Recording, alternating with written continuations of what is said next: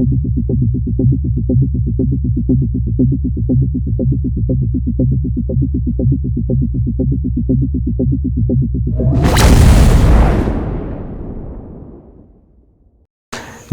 विभिन्न वीडियो में आपको प्रोवाइड किया जाएगा।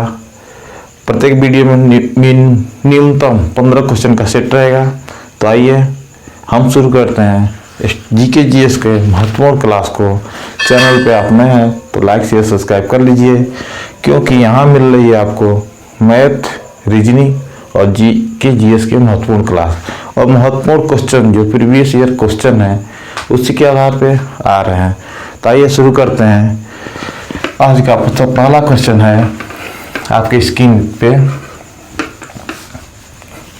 ये क्या गया है, संविधान का कौन सा अनुच्छेद है, संविधान का कौन सा अनुच्छेद है जो धन विधेयक से संबंधित है, मनी बिल से संबंधित है। 4 ऑप्शन है। ऑप्शन ए है article 130, option B article 110, article 120 और आर्टिकल 100। 4 ऑप्शन, इसमें कौन सा ऐसा ऑप्शन है, अनुच्छेद है जो मनी बिल से संबंधित है। तो जवाब दीजिए।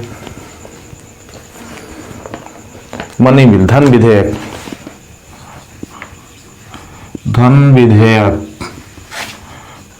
संबंधित है आर्टिकल 110 और आर्टिकल 109 में इसकी प्रक्रिया, धन विधेयक की प्रक्रिया को परिभाषित किया गया है, तो विधि को बताया गया है। तो धन विधेयक की प्रक्रिया, तो क्वेश्चन नंबर पहले का option number be the right answer. आज चलते हैं क्वेश्चन नंबर सेकेंड पे। क्वेश्चन सेकेंड आपके स्क्रीन पे दिया क्या गया है, संसद सदस्य को उसके सदस्यता से निलंबित कर दिया जाएगा यदि वह लगातार सदन में अनुपस्थित रहता है। मतलब कोई क्वेश्चन था, मतलब कोई संसद को कब अयोग्य घोषित कर दिया जाएगा कि वो संसद में लगातार कितने दिन तक नहीं पहुंचता है। तो ऑप्शन है ए 45 दिन, ऑप्शन बी 60 दिन, ऑप्शन सी 90 दिन, ऑप्शन डी 365 दिन। तो आप जवाब दीजिए, क्वेश्चन नंबर सेकेंड का जवाब दीजिए। बहुत ही महत्वपूर्ण क्वेश्चन है। होता क्या है, मान लीजिए कोई संसद सदस्य लगातार वो कितने दिन तक, 60 दिनों तक, लगातार 60 दिनों तक संसद में नहीं पहुंचता है, सदस्यता निलंबित कर दी जाती है। तो option number B is the right answer. आइए चलते हैं क्वेश्चन नंबर थर्ड पे। क्वेश्चन नंबर थर्ड क्या कह रहा है, भारतीय संसद किसी भी राज्य के लिए कोई कानून बनाने में सक्षम है यदि 4 ऑप्शन है। पहला ऑप्शन है अनुच्छेद 352 के तहत या अंतर्गत आपातकाल लागू हो राज्य में। ऑप्शन बी देश में 2 या अधिक राज्यों की विधानसभाएं इसका अनुरोध करें। ऑप्शन सी है राष्ट्रपति इस आशय का संदेश संसद को भेजे। और ऑप्शन डी है ए एंड बी। आंसर दीजिए।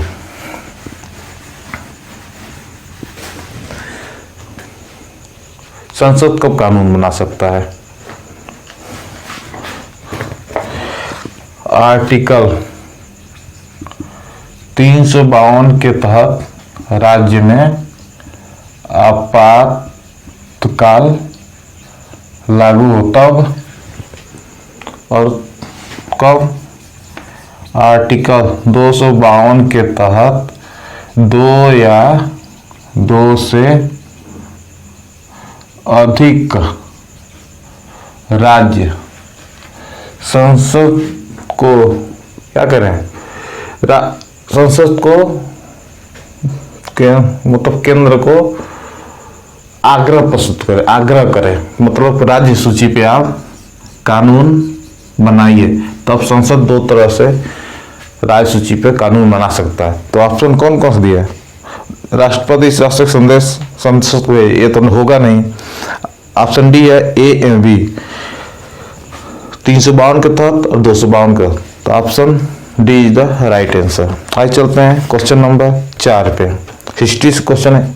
शुरुआती 3 क्वेश्चन संविधान से था। दिया है कालीबंगन कहाँ स्थित है? जो हड़प्पा सभ्यता के समय जो स्थल था कालीबंगन कहाँ पर स्थित है? 4 ऑप्शन है। उत्तर प्रदेश, बी सिंध में, सी राजस्थान में, डी गुजरात में। कालीबंगन कहाँ स्थित है? चाहे स्थित है। कालीबंगन वर्तमान में राजस्थान में स्थित है। कहाँ स्थित है? Rajasthan. Option number C is the right answer. क्या है? यह घाघरा नदी किनारे स्थित है। कहाँ पे है? घाघरा नदी के किनारे स्थित है और हड़प्पा कालीन स्थल है। इसकी खोज कब हुई थी? 1853 नहीं 1953 में कालीबंगन की खोज 1953 में, और एक घाघरा नदी के किनारे स्थित है, राजस्थान राज्य में है। आइए चलते हैं क्वेश्चन नंबर 5 की तरफ। क्वेश्चन नंबर 5 क्या कह रहा है? कह रहा है निम्नलिखित में से कौन सा हड़प्पा कालीन स्थल गुजरात में स्थित नहीं है? अब देखिए क्वेश्चन को चेंज कर दिया। अब पूछ रहा हड़प्पा कालीन कौन सा ऐसा स्थल है जो कहाँ स्थित नहीं है? गुजरात में स्थित नहीं है। पहला है लोथल, दैमाबाद, सी सुरकोतरा, डी धौलावीरा। 4 ऑप्शन है। पूछ रहा है कौन सा एक ऑप्शन है जो गुजरात में स्थित नहीं है? लोथल, दैमाबाद, सुरकोतरा, धौलावीरा। होगा क्या? देखिए लोथल, सुरकोतरा,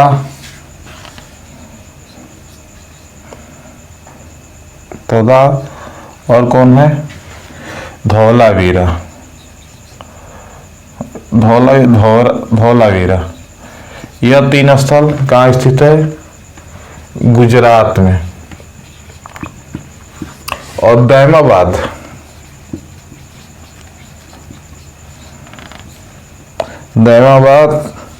यह है गोदावरी नदी किनारे, नदी के किनारे। कहाँ है? महाराष्ट्र राज्य में। कहाँ है? महाराष्ट्र में, महाराष्ट्र राज्य में स्थित है। यह 3 स्थान है। लोथल, सुरकोतरा और धौलावीरा गुजरात में, और दैमाबाद महाराष्ट्र में। तो option number B is the right answer. आज चलते हैं क्वेश्चन नंबर 6 की तरफ। दिया है मानव द्वारा उपयोग किया गया पहला धातु कौन सा है? दिया हुआ है एल्युमिनियम, बी तांबा, सी लोहा, डी चांदी। पूछ रहा है मानव द्वारा उपयोग किया गया पहला धातु कौन सा है? एल्युमिनियम, तांबा, लोहा और चांदी। तो इसका होगा ऑप्शन नंबर बी। कौन होगा? Option number B is the right answer, तांबा। जो लोहा था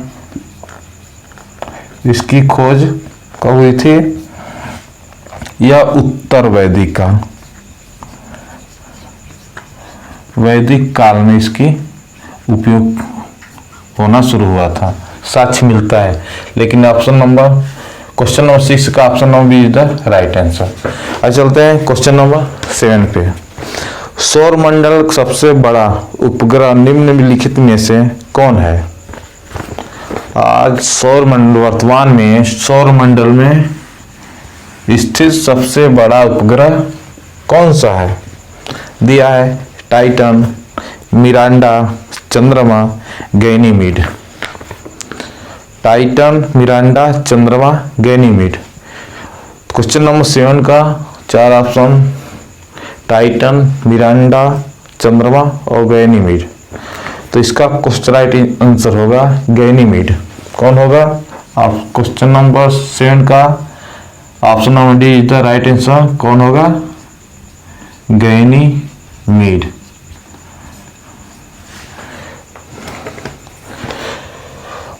है क्या? देखिए कुछ फैक्ट कि बृहस्पति के 70 उपग्रह है। बृहस्पति के 70 उपग्रह है। और क्या है? यह द्रव्यमान किसमें सब उपग्रह में सर्वाधिक है। बृहस्पति का एक उपग्रह है गैनीमीड। बृहस्पति का एक ग्रुप उपग्रह है गैनीमीड और बृहस्पति के 70 उपग्रह हैं।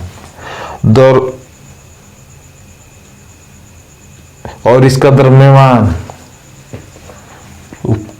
द्रव्यमान भी सौरमंडल में सबसे अधिक है। तो आइए चलते हैं क्वेश्चन नंबर 8 की तरफ। कौन से मैसेंजर उपग्रह पूछ रहा है? कौन से मैसेंजर उपग्रह का नासा द्वारा अध्ययन के लिए लॉन्च किया गया है? मतलब कौन से मैसेंजर जो उपग्रह भेजा गया उसका नाम है मैसेंजर, नासा द्वारा अध्ययन के लिए लॉन्च किया गया। पहला है बुध, शुक्र जिसको विनस कहते हैं, सी शनि, डी बृहस्पति। क्या है? मैसेंजर ग्रह मतलब जो मैसेंजर ग्रह जो भेजे जाए वहां की सूचनाएं यहाँ के जो वैज्ञानिकों को दे सके, उसी को मैसेंजर मतलब मैसेज भेजना। कौन सा? भूभाग का अध्ययन सूचना देगा, पर्यावरण का देगा और क्या करेगा?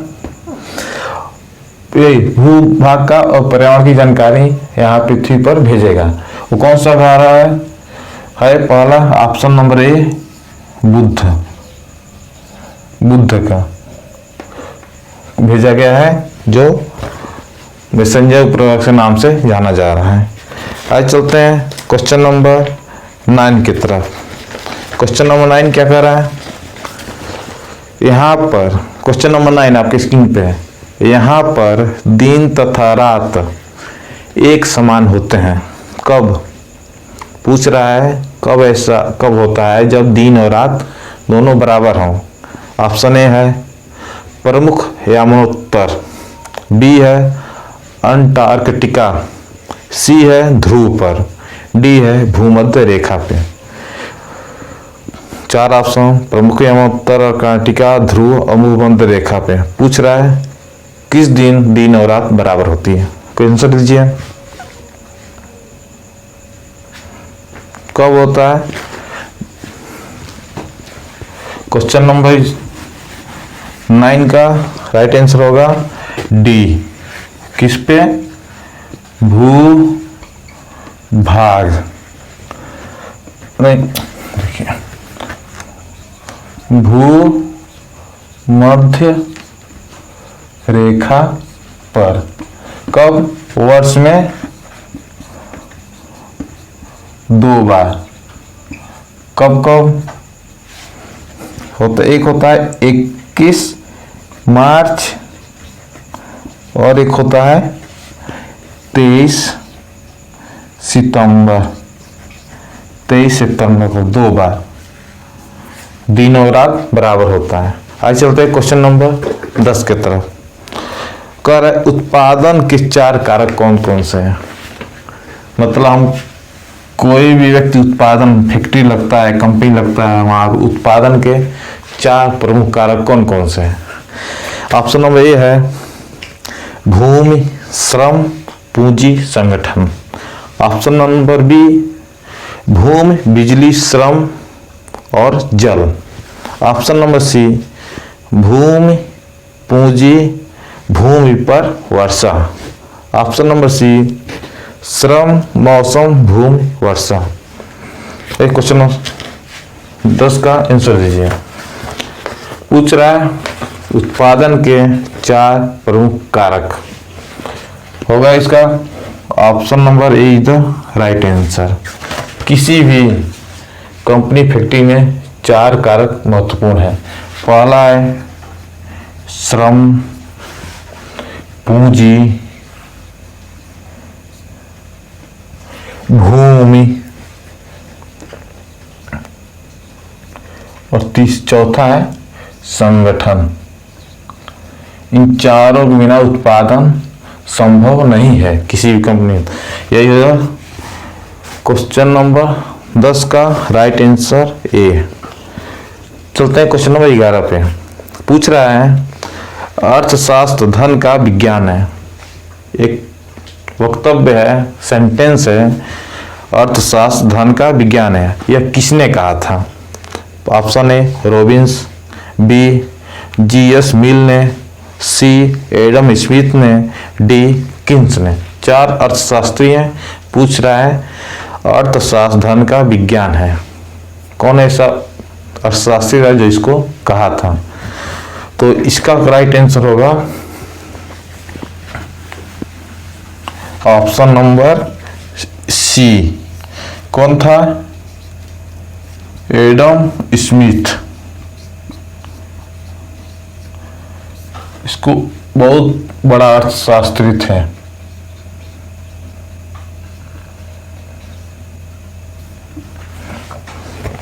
अब चलते हैं क्वेश्चन नंबर 12 की तरफ। दिया है डेयरी किस आर्थिक गतिविधि के क्षेत्र में अंतर्गत आती है? पहला है तृतीय क्षेत्र, टर्सरी सेक्टर। दूसरा है ऑप्शन बी प्राथमिक sector, primary sector. Option C द्वितीयक क्षेत्र मतलब secondary sector. Option D quaternary sector मतलब चतुर्मार्गात्मक क्षेत्र। 3 तो श्रेणियां है, क्षेत्रीय है, ये चौथा वाला गलत है। तो इसमें पूछ रहा है मतलब जो डेयरी उद्योग है, दुग्ध उत्पादन उद्योग है, यह किस सेक्टर में आता है? तो यह आता है द्वितीयक क्षेत्र में। किस में आता है? Secondary. Option number B is the right answer, द्वितीयक क्षेत्र।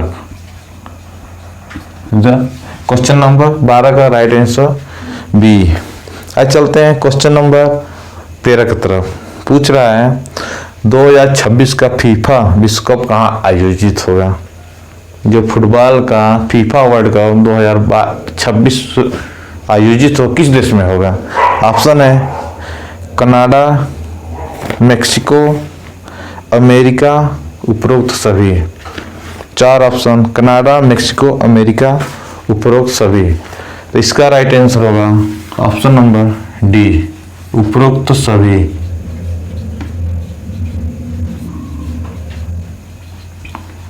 उपरोक्त सभी। आज चलते हैं क्वेश्चन नंबर 14 की तरफ। दिया हुआ है सत्य कथन छांटिए। कथन है इसमें A B C D E F, 4 option है, 4 ऑप्शन है। दूसरा 4 कथन कौन सा कथन सही है? पहला है ऋग्वैदिक काल 1500 से 1000 ईसा पूर्व तक से, और उत्तर काल उत्तराखंड काल 1000 ईसा पूर्व से 600 ईस्वी तक था। ऑप्शन बी दर्शन है और उसके प्रवर्तक दिया हुआ है। चावर्क का दिया है चावर्क, योग का पतंजलि और सांख्य दर्शन का कपिल। और ऑप्शन सी है आर्यों का मुख्य व्यवसाय पशुपालन एवं कृषि है। ऑप्शन डी सभी। 4 ऑप्शन राइट आंसर आप बताइए। इसका राइट आंसर होगा डी सभी। जितने वक्तव्य हैं सभी सही हैं। तो एक क्वेश्चन चलते हैं क्वेश्चन नंबर 15 के तहत दिया है निम्न में से सही कथन छांटिए। कथन दिया हुआ है 7 कथन है, पूछ रहा है इसमें से कौन सही है। पहला है महात्मा बुद्ध का जन्म 567 ईसा पूर्व में हुआ था। ऑप्शन बी जन्म स्थान लुम्बिनी है। ऑप्शन सी परिनिर्वाण घटना कुशीनगर में, मतलब उनकी मृत्यु कुशीनगर में। पहला उपदेश सारनाथ में, सर्वाधिक उपदेश श्रावस्ती में, और ऑप्शन एफ है महाधर्म चक्र परिवर्तन सारनाथ में, और ऑप्शन नंबर जी है सभी। 15 का ऑप्शन नंबर जी दिया हुआ है सभी, यह इसका राइट आंसर है। ये बुद्ध से बहुत ही महत्वपूर्ण फैक्ट है जो एग्जाम में आते हैं।